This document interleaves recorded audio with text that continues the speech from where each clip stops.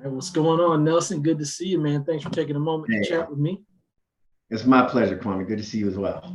Good to see you, man. As you know, January is National Mentoring Month, and we're kicking this off with some conversations with different leaders like yourself who agreed graciously to be a part of our iconic mentor auction, which is something Yeah, we came up with about a year ago during COVID. We couldn't do in-person events, so we came up with this idea of doing these auctions and auctioning off leaders like yourself, where people would pay money to spend an hour with you and learn from you and all that you've accomplished in your book of work. So this conversation is really to tee that up, to talk a little bit about Iconic Mentor Auction. I know you're sure. sharing that this year with your wife, Michelle, and you all have helped us secure some key folks to be a part of it as well. One that stands out to me is Anthony Hamilton, who's Yeah, an amazing singer. And I just remember, a few months back when you had the session at your house for his album release, yes, which was sir. pretty special, man. That was nice, man. That was real nice. No, hey, it was a good time. Anthony's such a good brother, and is really committed to giving back to the community as well. And glad you enjoyed it. My wife is a co-manager of him and runs his record label, and so we are glad that we were able to secure him for the iconic mentor auction. Yeah, man. I was telling everybody, I was like, we got a chance to listen to his album before anybody else. He did a private session for us. And then I think the next day he was at a venue in the city doing his thing. And I've seen him all around the That's country right. now getting his album out there. So that was pretty special for everybody. Yeah, it's great album, by the way. Love is the Oh, new yeah, black. real good, real good. I'll tell you that. So, but let's let everybody know a little bit about you, your story. You're a huge leader in the corporate world, leader at Google. And it'd be good for everyone who's listening to know a little bit about your journey and who you are and how you got to where you are today as a leader. Sure. Well, I'll go back, to the beginnings, but I'll try to make it as quick as possible. I was born in Chicago, Illinois, and my dad, for the most of his life, was a career journalist. And so as he, continued to come up the ranks, and as he, became kind of successful and was getting promoted, we would move ultimately where he moved, and so or where the job took him. And so we moved from Chicago to the Bay Area when I was 3. We moved from there to Atlanta, and probably, like I said, it was around 1979 when I was 9. And so I really look at Atlanta, and specifically East Point, where I grew up, as really kind of during those formative years of me, finding my own identity and being who I am, and that kind of being the cornerstone for ultimately who I've become. We moved to New York when I was 15, and college in Boston, and then back to New York. And so been in New York ever since. And it was always my dream and hope to come back to Atlanta to live, for the remainder of my life, because I just love this city and I love this community so much, and it meant so much to me in regard to my formative years and what made me who I am. And so coming back here has been so important. So we've been back in Atlanta now for the last, I guess, 2.5, almost 3 years now back in Atlanta, which is fantastic. I currently work at Google. I manage their travel advertising business. And I've been doing that for the last 2.5 years, 6 years in total with Google. Prior to that, with them, was managing their relationship on the agency side of the business with advertising agencies with Publicis Group, which is a big kind of multinational communications company, and being the key conduit there between Google and that organization. But I've primarily been in the media business, the advertising business, for the vast majority of my career, having worked at places like BET, Nickelodeon, which are both Viacom companies. Stuff called, magazines, which really people don't know about anymore. Spent a good amount of time in the magazine world as well, with Heart and Soul, Honey magazines, Vibe magazine, and before that, Time Inc., where I was in marketing. And then before that was in investment banking, which is the area I went into right after college. Didn't love that so much. I know a lot of people do, but it just wasn't my bag of tricks, so to speak. But that's kind of in the nutshell how I kind of the progression of my life to doing what I'm doing now. And I will say, as a function of this conversation, that I couldn't have gotten to any of these places, done any of these things, if it had not been for mentors, and mentors of all sorts, right? And in all kind of varieties over that course of my life, who played very key roles at very key moments in my life. And so I've always been a big believer in what mentorship represents, and always been keen to try to give back in that way myself. No, you're right. You've had an amazing journey and story. As you know, I'm working on my own book about my story and my life, and the power of mentorship, which is coming out next month, The Hope Inside. And, you know, if you haven't already, I encourage you to do the same thing, man, because you got an interesting background and story and journey in the corporate world. You know, what you've been able to accomplish over your career is inspiring. So I appreciate it. Thank you, man. We can talk about that.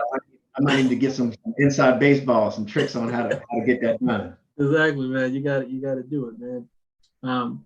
So, you know, diving a little bit more into mentorship, you mentioned the importance of it. You know, we get that, you know, the kids we serve all throughout Atlanta benefit from mentors who are defending their potential, helping them go to the next level. I spoke with one of our donors today, who was actually a big sister, and she shared that her little, who's now a student at Albany State University, is an honor roll and all these different things. And, you know, it just reminds me every day of the power of mentorship and what it does for people. Yes. So when you think about, you know, mentors who played a role in your life, and I'll sort of take it to a conversation. You worked at BET, so I would say, you know, if we were talking about rap right now or hip hop, we'd say, what's your top 5, you know, hip hop artists of all time? What I would ask you is, who are your top 5 mentors, right? And, you know, your parents may make the list, may not make the list. When I say that, sometimes it's hard for people to think about, because they all automatically want to include their parents. So if you don't, we understand, like, parents get a pass. They're the best mentors ever. They've given us everything to get to us to where we are now. But who would be your top 5? No level of importance in particular, but who are your top 5 mentors and why? Yeah, there'd be no particular order, and certainly we can give my parents a pass. Let's just go ahead and check those boxes. They've been tremendously influential in terms of who I've ultimately become, and helped me to navigate things along the way. But and I don't know that I'll get to 5, right? Because the mentor relationship is a very special one. I think there's a big difference between mentorship and sponsorship, and we can kind of get into that as well. But when you talk about mentorship, that is an intimate relationship, and intimate in the most positive way, obviously, but intimate relationship that exists between two people, where both of those people are actually growing from that relationship. And that's something that requires commitment and consistency over a significant period of time. And so when I think about mentors who have affected me, the first person I think about who really, I think, introduced me to the notion of mentorship was a woman who's still here in Atlanta, named Taloka Sistrom. Now, I met used to call her Miss T. Okay. I met Miss T through the church that I used to go to here in Atlanta, Church of the Incarnation. It's an Episcopal church right on Cascade in Southwest. And Miss T used to run kind of the Sunday school. But Miss T also used to take a bunch of us, a group of us, and mentor us outside of the Sunday school. There was a Episcopal Youth Council, which was an organization through the Episcopal Church, but Miss T would take us and really kind of nurture us in ways beyond what our parents were doing. And when I think back to that time, you know, there are a number of folks that have grown up with great parents. But there are, as you know, Kwame, so many different types of distractions and things that can happen in our lives that if it hadn't been for very key people who showed up at very certain times, we could have made any number of different decisions. Yes. And for me, in that junior high kind of framework, time frame, Miss T for me, and the love and the care and the time that she poured into me and others was absolutely critical.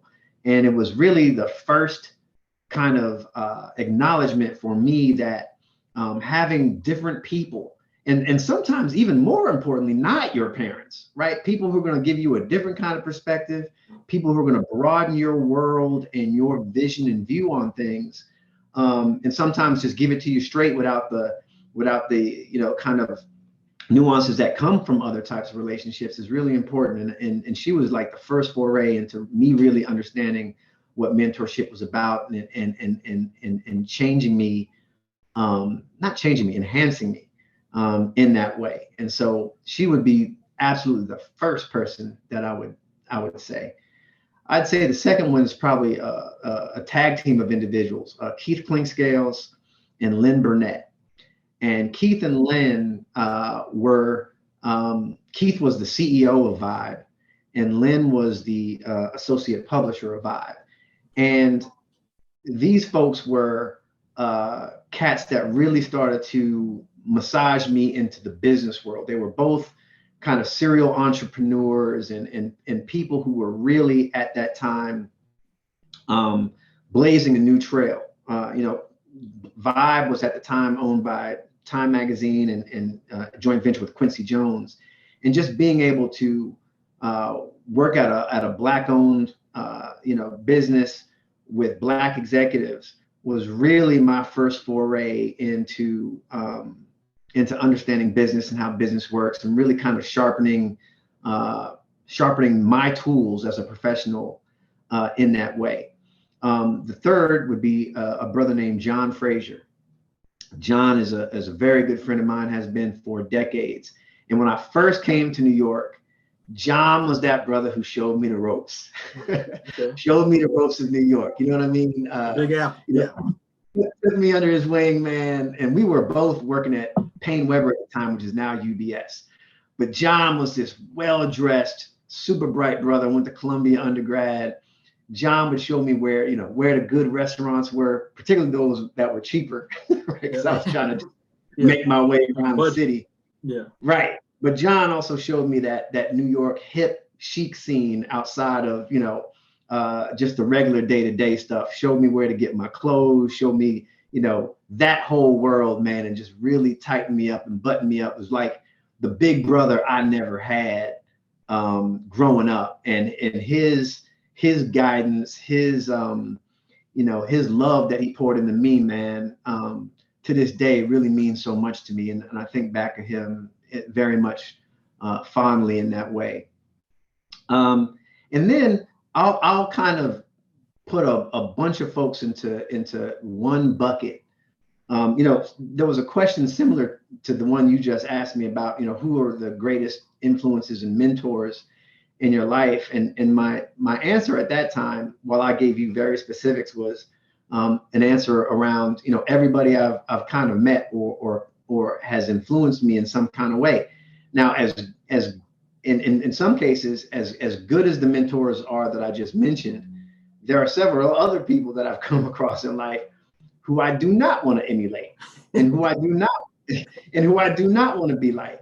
Yeah. And interestingly enough, I think there are many things that I've learned and gained from those individuals that are equally as important as the positive things that I gained from a lot of the people that I talked about. And then lastly, man, it's my Lord and Savior Jesus Christ. To be honest with you, I have my own mentorship, private relationship in that way. I don't go to church all the time, but I do have a relationship with what I believe in, and I try my best to try to emulate, and to be conscious of the things that I think are important in regard to my faith. So I don't always get it right, but I try to lean in as much as I can. Wow, that's special. Thanks for sharing that. And I would encourage you, if the people you mentioned are still around, reach out to them. I know for me, as I was going through this process of documenting my life through this book, there were people I hadn't talked to in a long time, and just, for whatever reason, got busy. And, I think it's important to give people flowers while they're still here. And, I encourage you to reach out, and if you haven't, and let them know that they played a big role in your life. Yeah. Hey, I'll tell you what else. And quickly, I'd be remiss, because I kind of put her in the same bucket as I put my dad and my mom, but certainly my wife has been a mentor. She represents so many things that are the best of what people should be, that I still continue to struggle with and am challenged with at times. And I really appreciate all the love that she's poured into me, and in many ways, the the pathways for which, and the way she carries herself and the way she holds herself, that I could certainly continue to learn a lot from. So I'd be remiss if I didn't mention her as well. Definitely. They say you can be a successful man without a woman, but you can't be a great man without a woman, without a strong woman around on your side. So I definitely agree with that and support that. 100% as well. So you mentioned, religion some, and that made me think about what I believe is that all of us are born with a unique talent. I call it a superpower. Yes.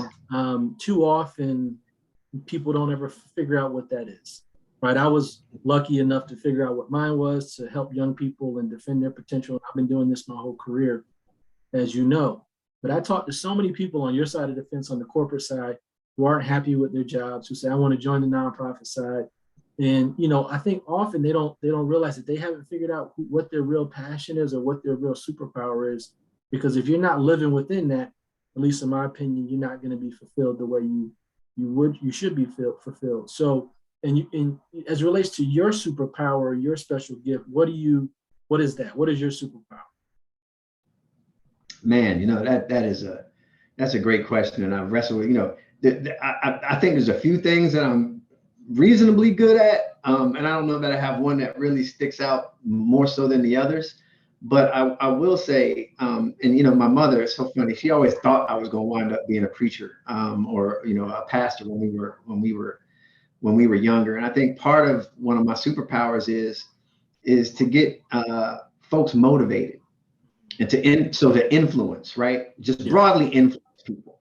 I'm a salesperson. I think there's probably a reason I'm a salesperson, and I don't think that's a negative thing. I think a lot of the times what we try to do in sales is to match challenges with solutions. And in doing so, I try to find those points of entry, those points of magnetism with other individuals. Try to really understand, be empathetic, right? Take a walk a mile or so in their shoes and really understand the things that are challenging them and the things that motivate them, and bring those things together in a way that allows for pathways for growth and for change. And I think that's a very empowering and motivating type of power, if you will. And so, I always think about, oftentimes I think about others before I think about myself. And in doing so, I look to try to find those opportunities and those connective points to allow for that opportunity for others. And I think, when I think about, how I want to be thought of one day, it's not about what Nelson did for himself, but it should be framed as what Nelson did for other folk. Did I leave things a little bit better than the way I found them? And that's not only, things in general, but that's with people too. Did I touch people in a way that helped them to find something within themselves that allowed them to propel themselves to achieve the things that they wanted to do? And I think about that both from a professional and a personal standpoint. So motivation, inspiration, empathy, I kind of think of those things wrapped into one thing as being my superpower. Well, the time that I've known you, I would agree with that. I've definitely seen that as one of your superpowers for sure. So last question, before we wrap up, I want to sort of get into the Iconic Mentor Auction, which you and your wife, Michelle, are chairing this year, helping us recruit other icons that can mentor and provide an hour of their time to mentor someone. And we auction that time off as a fundraiser for Big Brothers and Big Sisters, which will start on January 17th. So what made you want to get involved, just in general with Big Brothers and Big Sisters, and what would you say to others about getting involved to support the work that we do at Big Brothers and Big Sisters?